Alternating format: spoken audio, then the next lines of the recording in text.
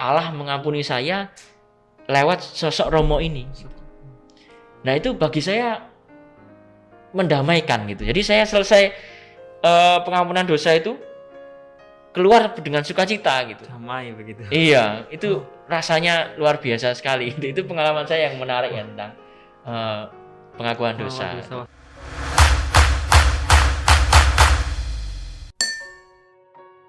Cukup menarik sekali brother, bahwa tadinya berbuat salah tapi karena kesalahan itu terus mau untuk bertobat dan mengakui kesalahan, dan justru akhirnya mendapat karunia yang melimpah begitu ya brother. Iya, jadi dosa yang mungkin atau kesalahan yang saya buat beberapa menit bahkan sebelum aku dosa itu telah diampuni juga gitu. Itu saya senang sekali, bersukacita sekali gitu karena itu. Nah brother, kan tadi brother juga bercerita tentang mengenai pengakuan dosa itu kan dalam sebuah ruangan atau dalam sebuah mungkin ruang pengakuan dosa begitu dengan romo dan seorang yang ingin mengaku dosa, itu kan yang memang terjadi atau memang yang sering terjadi begitu. Nah kalau di masa pandemi seperti sekarang ini brother, untuk melakukan hal tersebut ketika kita dalam satu ruangan dengan orang lain itu kan menjadi sesuatu yang sangat sukar atau tidak mungkin dilakukan karena protokol kesehatan, karena peraturan pemerintah dan lain-lain. Apakah memungkinkan untuk kita melakukan pengakuan dosa secara online, mungkin seperti misa online yang sering kita lakukan begitu? Apakah mungkin? Iya, kalau dari gereja sendiri memang itu tidak dimungkinkan ya. Sementara ini masih tidak dimungkinkan karena alasannya satu, karena sakramen pengakuan dosa ini masih tetap membutuhkan kehadiran ya. Kehadiran kita, pengakuan kita gitu, kita sepenuhnya hadir di tempat itu, di hadapan imam itu gitu ya, di hadapan romo gitu.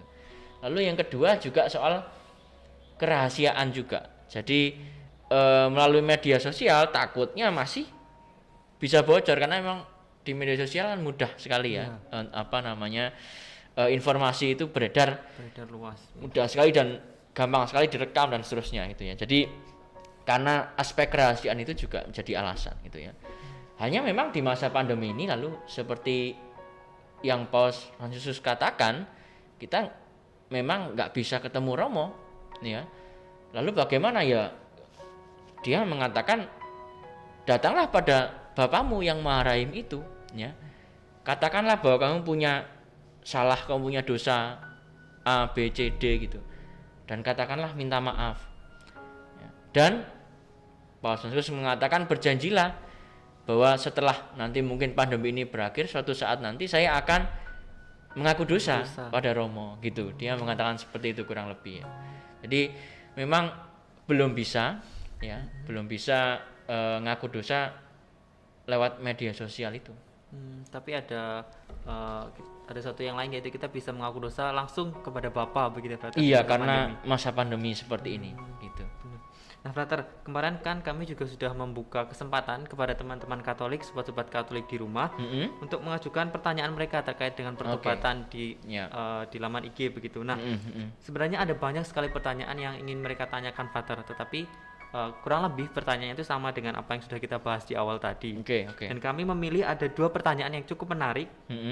Yang pertama itu dari @thomas AASP. Dia bertanya begini brother, ketika kita punya dosa dan saat berhadapan dengan romo, kita serasa berat untuk mengungkapkan dosa kita itu karena malu. Bagaimana cara untuk kita mengungkapkannya? Oke, bagaimana cara kita bisa mengungkapkannya? Yang pertama memang bisa dipahami bahwa ya yang namanya dosa, kelemahan ya, kekurangan, kadangkala kan ya seperti aib ya, yang selalu ingin kita tutupi gitu ya. Benar. Jadi saya kira ini perlu kita sadari juga, dalam diri kita ada kecenderungan seperti itu gitu ya.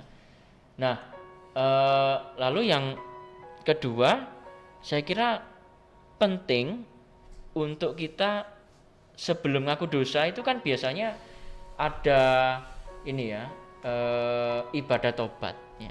Nah itu fungsinya apa? Itu fungsinya adalah untuk mempersiapkan batin kita ya, mempersiapkan batin kita. Nah ini perlu ya, perlu kita lakukan sebelum kita mengaku dosa ya. Jadi nggak hanya formalitas, terus pokoknya ini sebelum Natal, terus sebelum Paskah, terus ngaku dosa ya wes gitu aja gitu ya.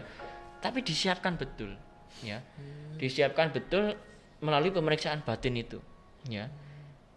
Ignatius Loyola itu ada yang namanya examen conscientiae gitu ya. Jadi setiap hari bahkan kita perlu mengecek ya, memeriksa pengalaman kita ya, apakah hari ini ada hal-hal yang membuat aku jauh dari Tuhan ya, apakah hari ini aku sudah melatih kelemahan-kelemahanku tadi misalnya supaya lebih baik, dicek gitu ya.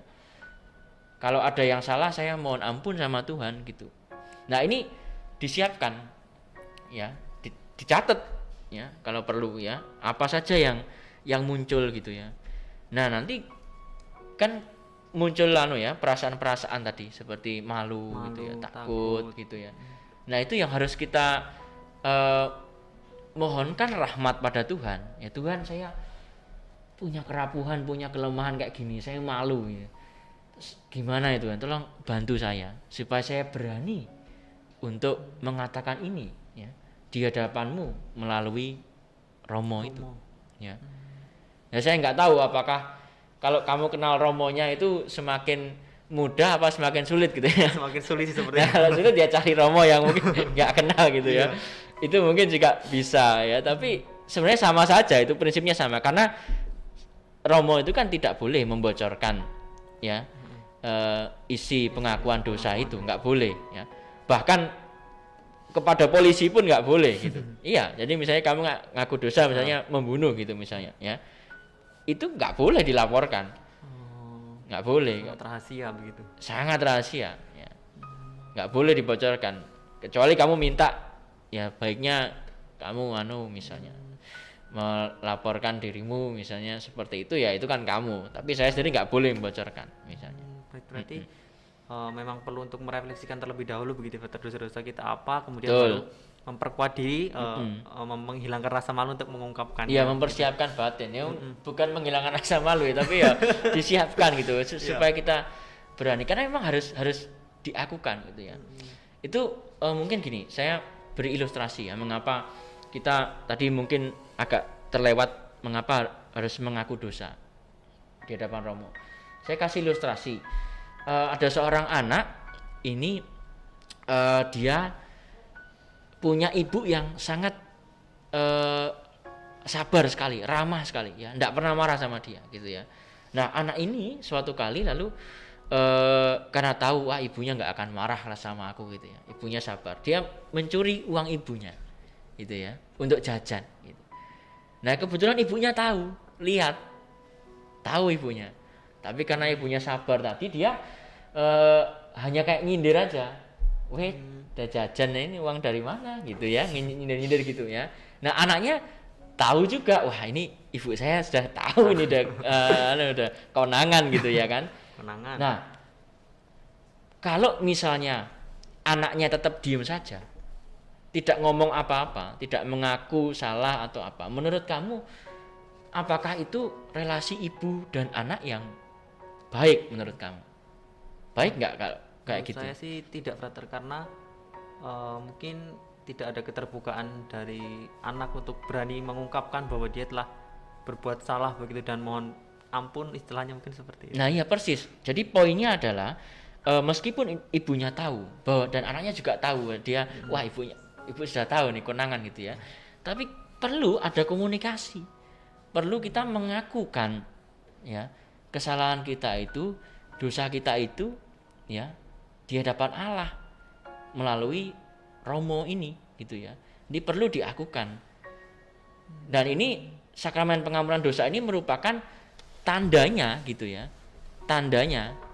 Sebagai contoh misalnya, kalau kamu ilustrasi ya, kalau kamu misalnya punya salah misalnya ya, kamu punya salah sama orang gitu, apa yang kamu lakukan?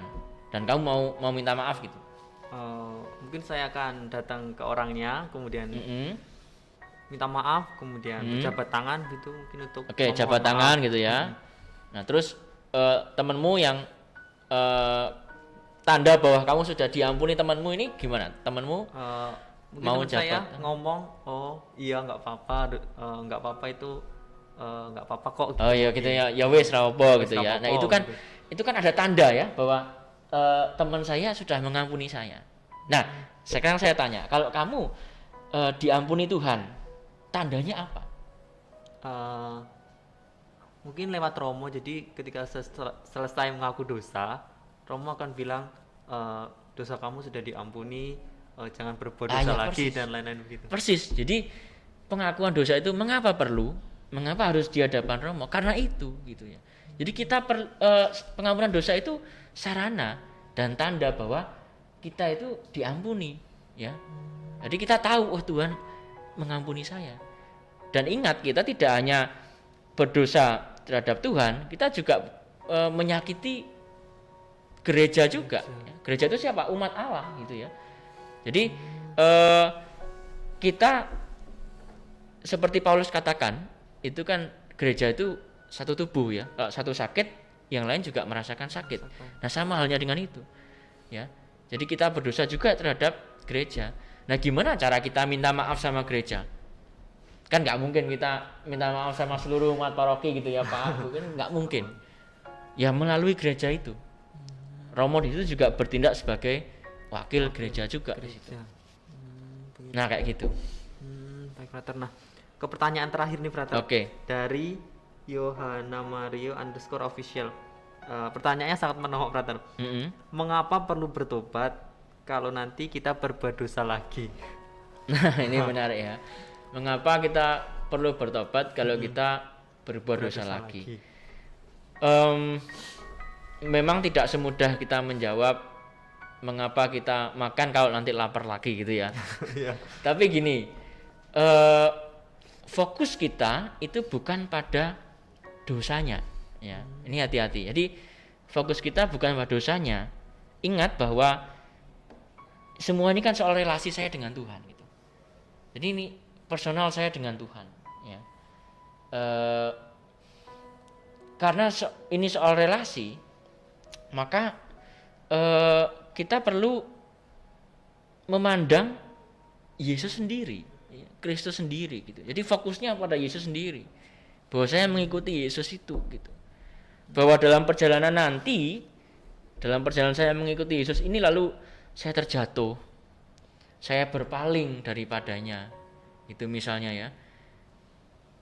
Nah ini ya kita mohon ampun, ya kita jatuh bangun lagi, kita berpaling, kita menuju ke Yesus lagi gitu. Jadi fokusnya Yesus. Kalau kita fokusnya dosa, kita mikirnya kayak gini nanti, mikirnya nanti kalau dosa lagi gimana gitu ya. Jadi fokusnya jangan ke dosanya lagi gitu ya.